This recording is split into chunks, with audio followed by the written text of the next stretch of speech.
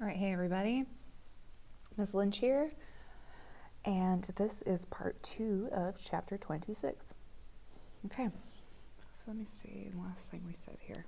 Oh yeah, we left off with Iran, Afghanistan. Okay, I should top that off. That's okay. Alrighty, let us now come back stateside. I'm starting with the Equal Rights Amendment, and yeah, let's look at what's going on in the United States.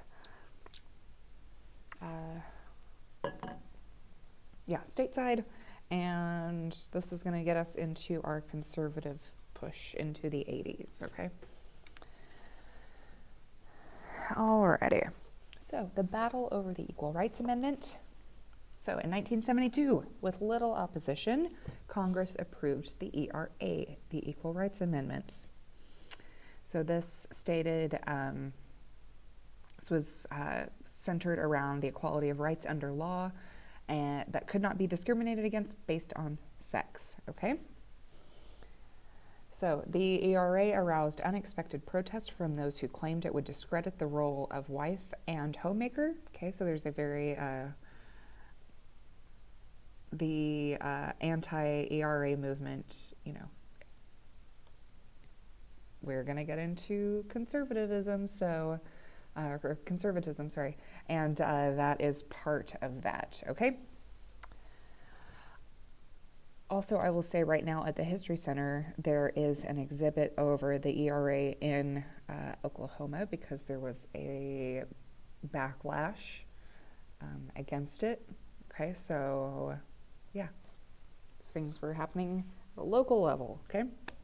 All right, but so ERA. To its supporters, the amendment offered a guarantee of women's freedom in the public sphere, okay, so the workforce. To its foes, freedom for women still resided in the divinely appointed roles of wife and mother. Conversation we still hear today. Alrighty, so let's talk about reproductive rights and the abortion controversy. All right, so abortion becomes a hot topic in the 70s. This will all culminate really around Roe v. Wade, okay? So the movement to reverse the decision of Roe v. Wade, which was the Supreme Court decision to protect abortion as a medical procedure that will remain as an option for women in choosing their own reproductive path, okay? Again, something we're still talking about today, so this has not gone away, all right? But there is a movement to reverse Roe versus Wade. This began with religious groups. Again, this mimics what's going on today. Okay, but also it also expanded to social conservatives more generally. Again, true today. Okay, and the abortion issue drew a bitter, sometimes violent line through American politics. Again, true today. Still talking about these things at this very moment in time. Okay.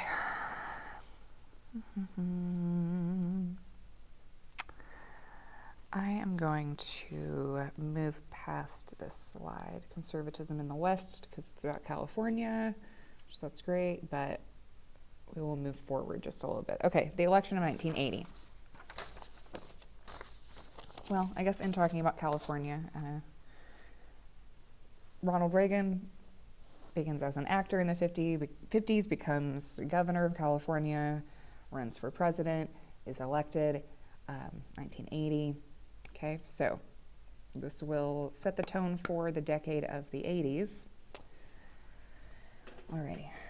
Reagan's 1980 campaign for the presidency brought together strands of this conservative push from the 70s and riding a wave of dissatisfaction with the country's condition. Okay, so think about the Carter administration and how I said he began to be viewed as inept.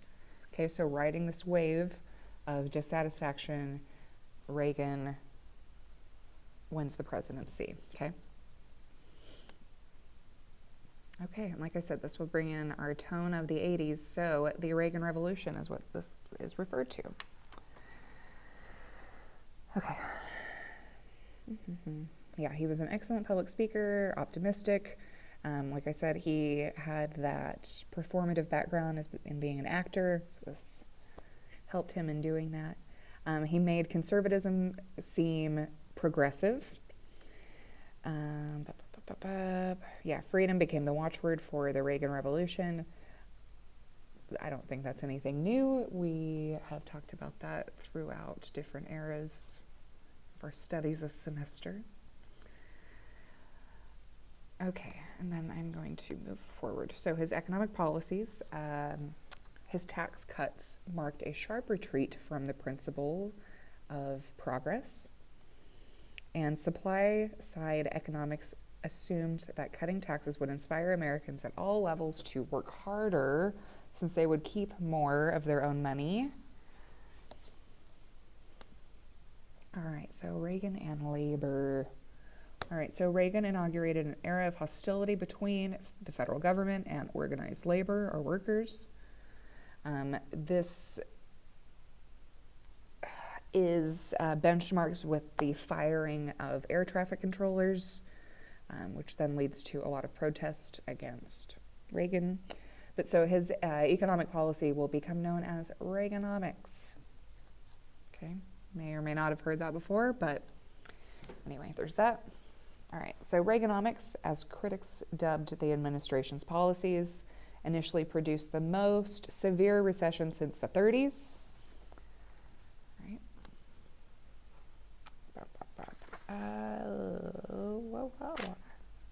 marked out some stuff on my notes. Okay, so the problem of inequality. Okay, his policies, rising stock prices, and deindustrialization resulted in a rise in economic inequality, so a division of our classes.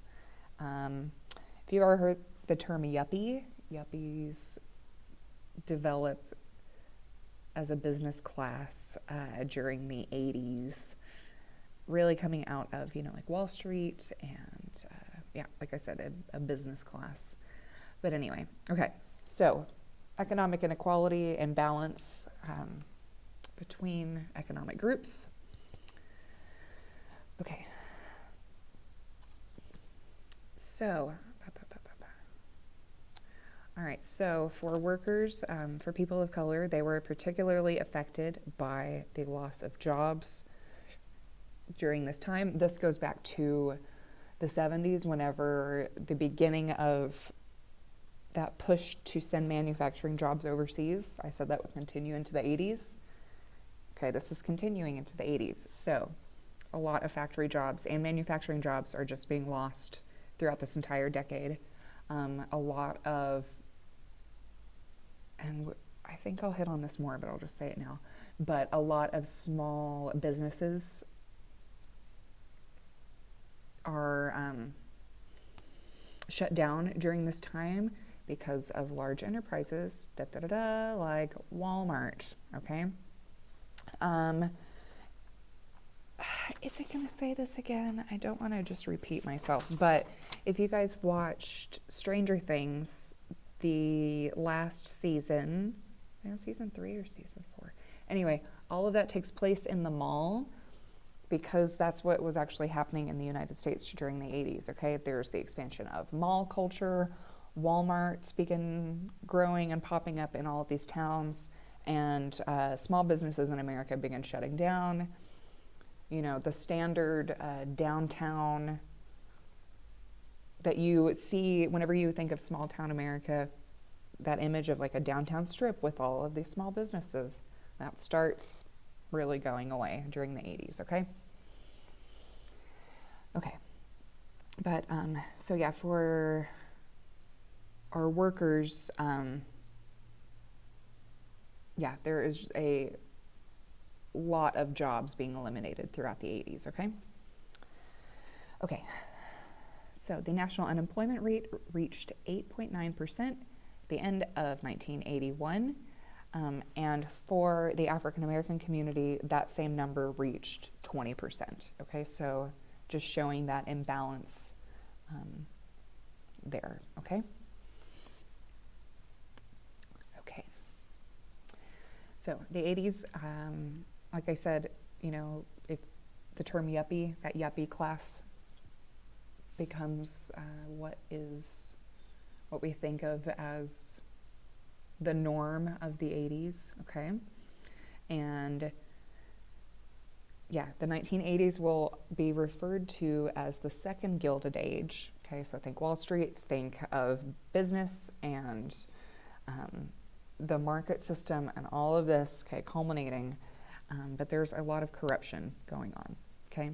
So this will mirror, the 1980s will mirror the 1890s in that sense, okay?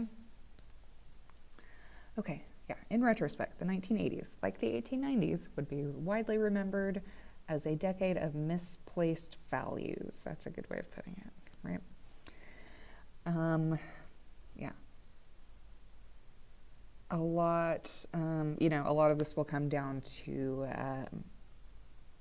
the taxpayer, particularly lower and middle class taxpayers, okay? All right, so during Reagan's presidency, federal spending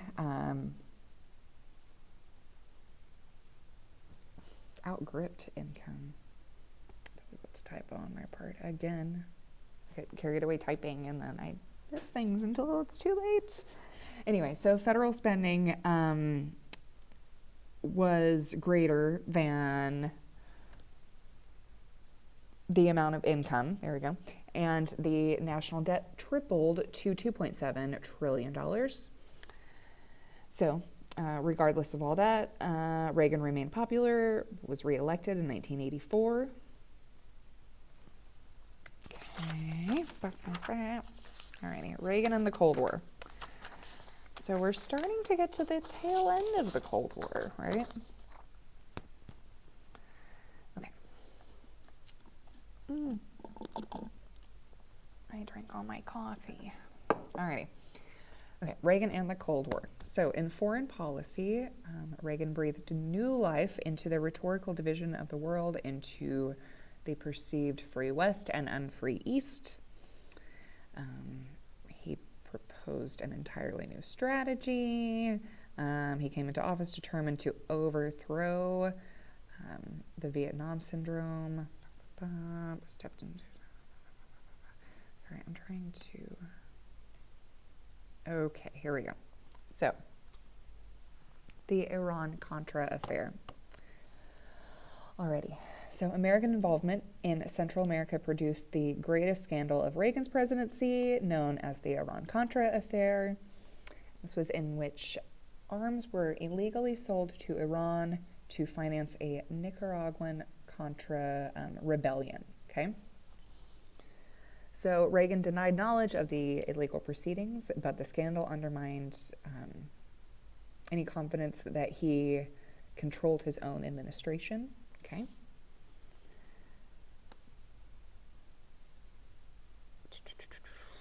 And then, again, we're starting to get to the end of the Cold War, and this will be defined by the relations between Reagan and Gorbachev, okay?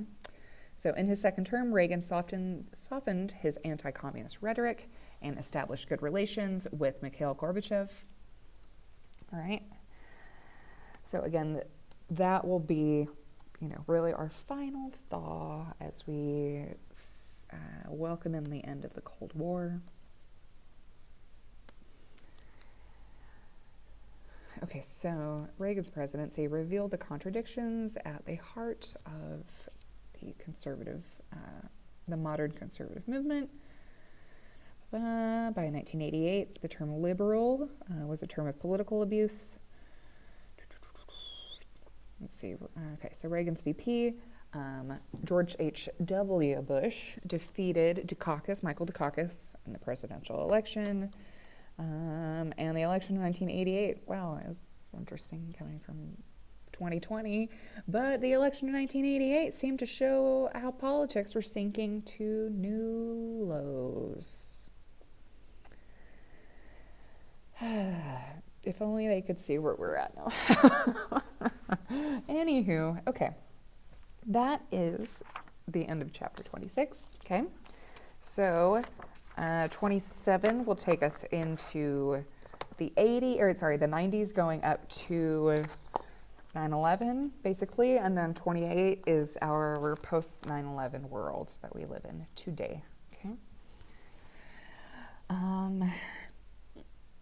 Yeah, okay. Well, if you all have any questions about anything, please feel free to email me, and otherwise I will see you back here for chapter 27. Okay, TTYL. Bye.